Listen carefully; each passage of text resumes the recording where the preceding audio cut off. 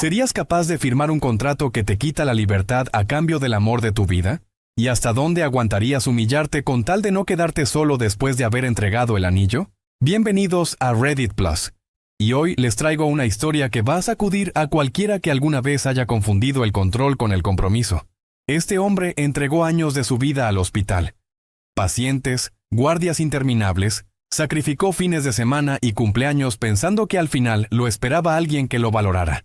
Pero cuando por fin se arrodilló frente a la mujer que creía conocer, ella sacó de la bolsa una hoja doblada con 10 condiciones escritas a mano. La cuarta le exigía renunciar a su carrera. La 10ª era tan descarada que les va a erizar la piel.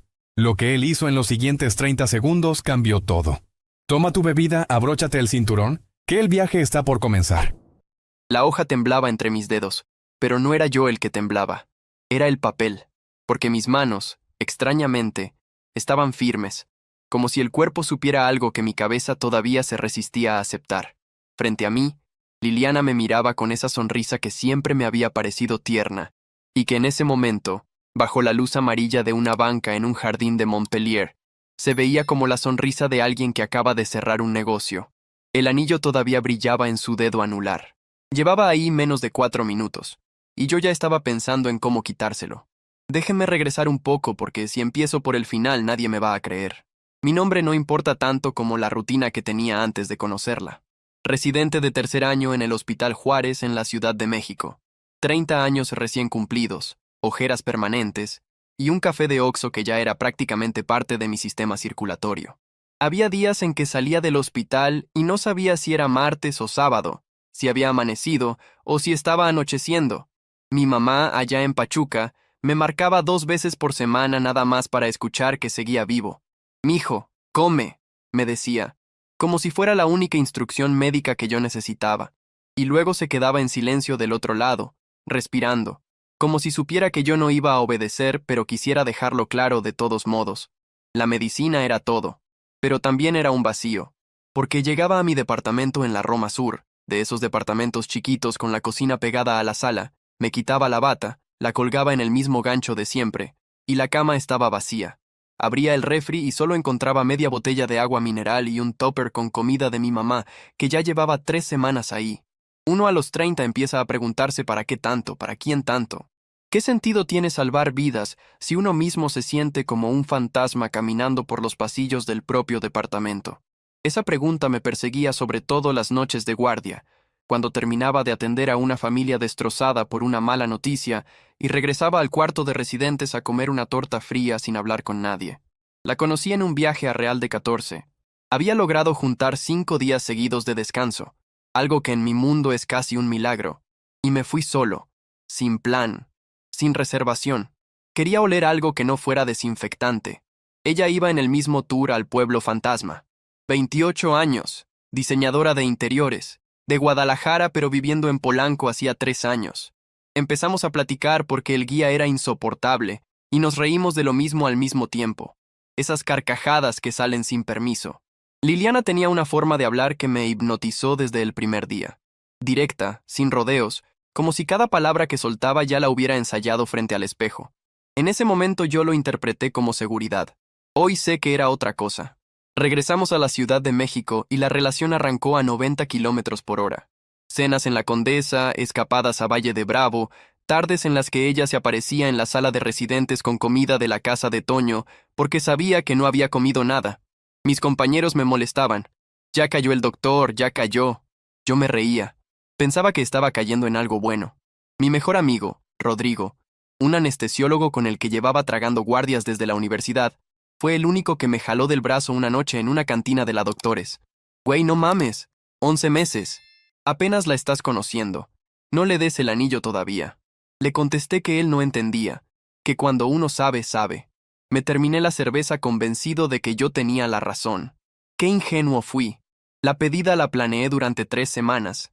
Junté mis ahorros, pedí un adelanto, y compré un anillo en una joyería de Polanco que me dejó sin respiración al ver el precio, pero valía la pena. Un solitario sencillo, elegante, sin exageraciones. Decidí que el momento tenía que ser especial, distinto, fuera del ruido de la ciudad, y recordé que ella siempre hablaba del sur de Francia, de los pueblos amarillos, de la lavanda. Así que rompí el cochinito completo y saqué 2 boletos a Montpellier. Cuando le dije que nos íbamos, se le iluminaron los ojos de una manera que yo interpreté como amor puro. Saltó a abrazarme. Me dijo que era el mejor hombre del mundo. Me lo dijo varias veces ese día. Yo me lo creí todas. El viaje fue precioso los primeros 4 días. Caminamos por callejones de piedra, comimos quesos que no sabía ni pronunciar, nos tomamos fotos frente a fuentes antiguas. Ella se veía relajada. Yo me sentía listo. Todo confirmaba la decisión. El 5.º día, al atardecer, la llevé a un jardín pequeño que había encontrado por Google Maps la noche anterior. Un lugar con muy poca gente, con una banca de hierro bajo un árbol enorme. Le pedí que se sentara. Ella ya sospechaba algo. Yo lo noté en cómo le brillaban los ojos. Saqué la cajita, me arrodillé en la tierra, y le dije, sin discurso preparado, sin frases robadas de películas, simplemente lo que sentía en ese momento, que quería compartir mi vida con ella, que aunque el tiempo había sido corto, mi certeza era enorme, y que no me imaginaba despertando sin ella. Liliana se tapó la boca con las 2 manos. Lloró. Dijo que sí. Le puse el anillo. Y ahí, señores, comenzó la parte que nunca voy a olvidar, porque en lugar de abrazarme, en lugar de besarme, en lugar de cualquier gesto humano normal, ella se separó un poco, metió la mano a su bolsa y sacó una hoja doblada en 4. Yo pensé que era una carta, una cosa bonita que había escrito para el momento. Hasta sonreí. Mi amor, antes de seguir, necesito que leas esto, me dijo con una calma rarísima. ¿Qué es?, pregunté, todavía con la sonrisa pegada en la cara. Unas reglas, para nuestro matrimonio. La sonrisa se me congeló. Pensé que era una broma. Esperé el ja ja ja. Es neta. Nunca llegó. Liliana me extendió la hoja con las 2 manos, como quien entrega un documento notarial. Yo la tomé y empecé a leer. Reglas para nuestro matrimonio. Así, con mayúsculas. Subrayado. 10 puntos numerados con pluma negra, letra impecable, claramente preparados con tiempo. Regla 1. El esposo deberá poner a su esposa como prioridad absoluta por encima de cualquier otra cosa. Trabajo, familia, amigos, pasatiempos. Tragué saliva. Ok, pensé. Eso lo dice mucha gente. Seguí. Regla 2. Todo el dinero del esposo será compartido. Lo que es suyo es mío. Lo que es mío sigue siendo mío. Levanté la mirada un segundo. Ella me observaba fijamente, esperando. No sonreía. No parpadeaba casi. Volví a la hoja. Regla 3. El esposo pagará todos los gastos de belleza, ropa y cuidado personal de la esposa, porque al final él es el que va a disfrutar del resultado. Liliana, le dije con voz baja, ¿esto es en serio? Claro que es en serio, mi amor. Sigue leyendo. Regla 4. El esposo solo podrá ver a sus amigos 2 veces al año, 6 horas máximo cada vez. La esposa decidirá la fecha. Sentí cómo se me calentaba la nuca. Rodrigo, los compas del hospital, las carnes asadas con mis primos en Pachuca. Todo borrado. Reducido a 12 horas al año, como si fueran una cita médica de control. Regla 5. El esposo deberá renunciar a su trabajo actual. Hay demasiadas enfermeras. Se buscará un hospital sin mujeres, preferentemente militar. Bajé la hoja. La bajé completa. Miré a Liliana a los ojos, y por primera vez en esos 11 meses, sentí que no reconocía a la persona que tenía enfrente. ¿Tú sabes lo que me estás pidiendo?, le dije. Sí, sé perfectamente. Me contestó tranquila. Un hospital militar, o uno chiquito, en un pueblo. Liliana, soy residente. Llevo 7 años de mi vida, 7, preparándome para esto. Los hospitales militares requieren que yo sea militar. Es otra carrera. Son otros años. Y en cualquier hospital de México hay enfermeras, hay doctoras, hay pacientes mujeres. Es imposible. Pues te vuelves militar, dijo como si me estuviera sugiriendo cambiar de marca de champú. No es tan difícil. Me quedé callado unos segundos. Una pareja de franceses pasó frente a nosotros tomados de la mano, riéndose. Se veían felices, de esa felicidad sencilla que yo creía que había conseguido 2 minutos antes. Respiré hondo y seguí leyendo, porque ya no era curiosidad, era necesidad de ver hasta dónde llegaba el abismo. Regla 6. El esposo dejará de hablar con todas las mujeres de su familia.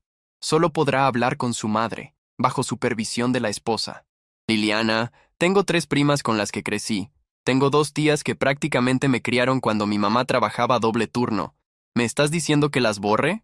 Está comprobado científicamente, me contestó, y les juro que dijo esa frase con la misma seriedad con la que un doctor te dice que tienes diabetes. Está comprobado que el 20% de los hombres siente atracción por alguna familiar, especialmente tías y primas. Y tus primas, mi amor, con todo respeto, se ven muy accesibles. Pensé que había escuchado mal. ¿Perdón? Lo que oíste. No voy a arriesgarme. Tu prima Mariana siempre te abraza más de la cuenta. Mariana es la hija de mi tía Lupita. Tiene 8 años más que yo. Me cambió pañales cuando era bebé. Me ayudó a estudiar para el examen de la prepa. Sentí un coraje que no había sentido en mi vida, pero me contuve, porque todavía faltaban 4 reglas. Y una parte enferma de mí quería llegar hasta el final, como cuando uno ve un accidente en la carretera y no puede voltear la cara. Regla 7.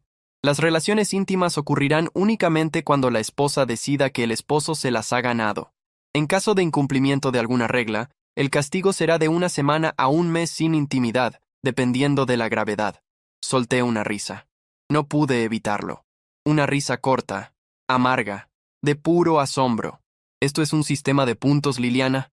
Es motivación positiva, mi amor. Así vas a esforzarte más. Esto no es motivación. Esto es usar la intimidad como castigo. ¿Tú sabes cómo se llama eso en psicología? No me importa cómo se llame. Me cortó. Funciona. Regla 8. El esposo no tendrá celos. Si la esposa sale con amigos o amigas una vez por semana, el esposo no preguntará a dónde, con quién, ni a qué hora regresa. Releí 2 veces. Me aseguré. Era exactamente lo opuesto a la regla 6. A ver, déjame entender, le dije, ya sin esconder el tono. Yo no puedo hablar ni con mis primas, pero tú puedes salir una vez por semana con quien quieras, a donde quieras, sin darme explicaciones. Exacto. ¿Y por qué? Porque yo sé comportarme. Tú no. Los hombres son diferentes. Ahí me di cuenta. Ahí, en esa banca de Montpellier, con el olor a lavanda en el aire y una hoja arrugada en la mano, me cayó el 20. Yo no le había propuesto matrimonio a Liliana. Le había propuesto matrimonio a un personaje que ella había construido durante 11 meses. Y el personaje ya se había quitado la máscara. Y empecé a repasar cosas. Pequeñas cosas que en su momento ignoré. La vez que dijo que no le gustaba a mi amiga Paulina del hospital, porque se ve medio coqueta, cuando Paulina tiene esposo y 2 hijos. La vez que revisó mi celular de juego y se quedó callada el resto de la noche porque vio un mensaje de mi prima felicitándome por mi cumpleaños.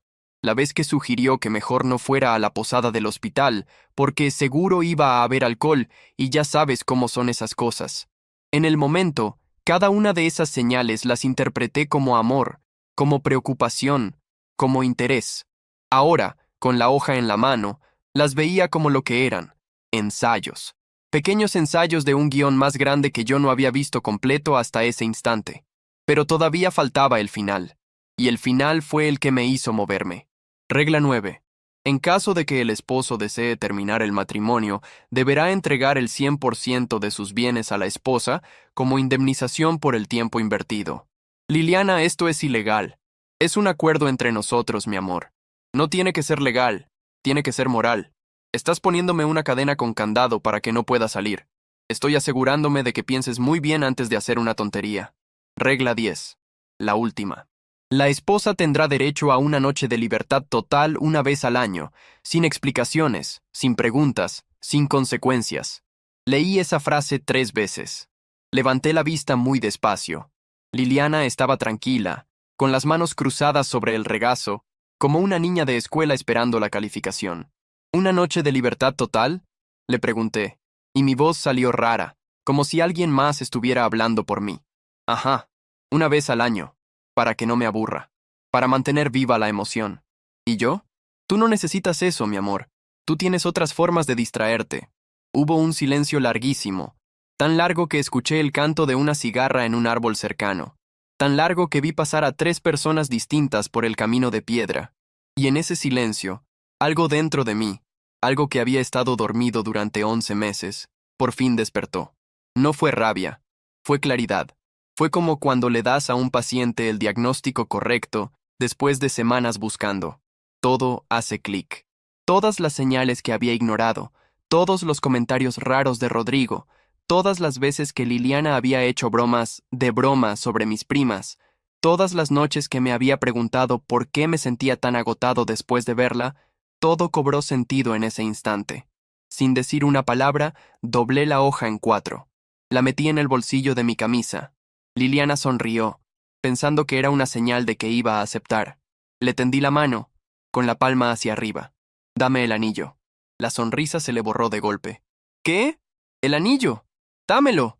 Por favor». «Mi amor, no estás entendiendo, las reglas son negociables. Podemos quitar alguna...» «El anillo, Liliana». «Pero ya dije que sí, y yo ya dije que no». Le tomé la mano con suavidad, porque a pesar de todo no quería lastimarla físicamente, y le saqué el anillo del dedo. Ella no opuso resistencia. Creo que estaba en shock. Yo también lo estaba, pero el shock mío era de otro tipo. Era el shock del que acaba de despertar de un sueño muy largo y se da cuenta de que durmió en el lugar equivocado. «No puedes hacerme esto», dijo, y empezó a llorar. Pero era un llanto raro, controlado, como si lo estuviera midiendo. «Estamos en Francia. Es nuestra pedida. Llevamos 11 meses. 11 meses en los que tú planeabas esto», le respondí, señalando mi bolsillo donde estaba la hoja. «¿Cuánto tiempo llevas escribiendo esas reglas, Liliana? ¿Semanas? ¿Meses? Dime la verdad al menos en esto». Ella no contestó, y su silencio fue la confesión más clara de todas. «Pensaste que con el anillo puesto yo iba a aceptar cualquier cosa», continué. «Pensaste que el miedo a quedarme solo, el miedo a haber invertido 11 meses, el miedo al ridículo de cancelar una boda antes de que empiece, iba a ser más grande que mi dignidad. ¿Y sabes qué? Por un segundo casi tuviste razón. Por un segundo pensé en firmar, en negociar, en convencerme de que podía vivir así. Pero no, por favor», susurró. Me levanté de la banca. Guardé el anillo en el bolsillo del pantalón. Me sacudí la tierra de las rodillas. «Voy a regresar al hotel. Mañana tomo un vuelo. El tuyo está pagado hasta el domingo. Puedes quedarte si quieres o adelantarlo. Te deseo lo mejor, Liliana. De verdad. Pero no conmigo». «No puedes dejarme aquí sola», me gritó, y por primera vez sonó como una persona real y no como una actriz. «Eres una mujer adulta, en un país seguro, con tarjeta de crédito y con celular. Vas a estar bien. Mejor que yo si me quedo». Caminé hacia la salida del jardín sin voltear. Escuché sus gritos detrás de mí durante unos 20 metros. Después, nada. Solo el sonido de mis propios zapatos sobre las piedras y el canto de esa cigarra que me había acompañado durante toda la lectura. Llegué al hotel caminando. 40 minutos. No tomé taxi porque necesitaba sentir cada paso. Pasé frente a cafés donde la gente cenaba, frente a parejas que se besaban en las esquinas, frente a un músico callejero que tocaba un acordeón lento y triste que me acompañó casi 2 cuadras. Cada imagen me recordaba lo que pensé que iba a tener y lo que acababa de perder, o más bien, lo que acababa de esquivar. Porque perder implica tristeza, y yo no sentía tristeza. Sentía esa sensación rara de cuando te bajas de un avión que casi se cae y pisas tierra firme otra vez. Las piernas tiemblan, pero por gratitud, no por miedo. En el cuarto, me senté en la cama, saqué el anillo y lo puse sobre la mesita de noche. Lo miré mucho tiempo. No lloré, no sentí ganas. Sentí, más bien, una especie de alivio muy raro, como cuando terminas una guardia de 36 horas y por fin te quitas los zapatos. Me quedé pensando en cuánto había trabajado para pagar ese anillo. Cuántas guardias dobles, cuántas noches sin dormir. Y paradójicamente, no me arrepentía del dinero, porque ese anillo, al final, me salvó la vida. Si no hubiera sido real, si no hubiera sido caro, si no hubiera sido un compromiso formal, tal vez Liliana nunca habría sacado la hoja, tal vez habría esperado a la boda, tal vez habría esperado a los hijos, y yo me habría enterado 10 años después, atrapado, con una carrera destruida y una familia rota. Abrí el celular y le marqué a Rodrigo. Eran las 3 de la mañana en México. «Güey, ¿qué pasó?», contestó con voz dormida. «Tenías razón», le dije. Se quedó callado un segundo. «¿Qué tan mal? Te cuento cuando regrese. Solo dime una cosa. Dime, ¿el 20% de los hombres siente atracción por sus primas?». Rodrigo empezó a reírse tanto que pensé que se iba a ahogar. «¿Qué mamada es esa, güey? ¿De dónde sacaste eso? Cuando regrese te cuento». Colgué. Me acosté con la ropa puesta. Y dormí, por primera vez en meses, 8 horas seguidas. El vuelo de regreso lo cambié pagando una penalización que me dolió más en el orgullo que en la cartera. Cuando llegué al aeropuerto de la Ciudad de México, le escribí a Liliana un mensaje corto. Por favor, no me busques. No hay nada que negociar. Cuida tu salud mental, de verdad. Bloqueé el número después de mandarlo. 2 días después, mi prima Mariana me llamó porque mi mamá le había contado algo. Le expliqué lo que había pasado, incluyendo la regla 6, incluyendo lo del 20%. Mariana se quedó muda del otro lado del teléfono. Después soltó una carcajada que yo no sabía que tenía dentro. Primo, esa mujer estaba mal de la cabeza. Qué bueno que corriste. Corrí. Sí, corrí con todo el peso del anillo en el bolsillo y con toda la ligereza de haber tomado la mejor decisión de mi vida. Y cada vez que pienso en esa banca de Montpellier, no pienso en el dolor, pienso en la suerte. Porque la verdad puede llegar en cualquier momento. A veces llega tarde, a veces llega a tiempo, y en mi caso, llegó doblada en 4, escrita con pluma negra, justo cuando todavía podía darme la vuelta. Lo que esta historia nos enseña es que el control disfrazado de amor es una de las formas más sutiles y peligrosas de manipulación. Liliana no esperó a estar casada para imponer sus reglas, las escribió antes. Eso no es inseguridad, es un plan. Y el protagonista tuvo la valentía emocional que pocos tienen. Reconocer que 11 meses de inversión emocional no valen más que una vida entera de libertad. La dignidad, a veces, pesa más que el miedo a la soledad. Nunca ignoren las señales pequeñas que aparecen antes del compromiso grande. Los comentarios en broma sobre sus amigos, los celos disfrazados de cuidado, las insinuaciones sobre su familia, todo eso son avisos. Un matrimonio no se negocia con reglas unilaterales, se construye con acuerdos mutuos. Si alguien les entrega condiciones antes del sí, el sí ya estaba condenado desde el principio. ¿Qué habrían hecho ustedes en esa banca de Montpellier? ¿Habrían tenido el valor de quitarle el anillo del dedo? ¿O habrían intentado negociar por miedo al ridículo? ¿Conocen a alguien que haya aceptado reglas absurdas con tal de no quedarse solo? Déjenme saber en los comentarios cuál de las 10 reglas les pareció la más enferma. Y si creen que Liliana merecía una segunda oportunidad, o si él hizo lo correcto al no mirar atrás, los estaré leyendo y dando corazón.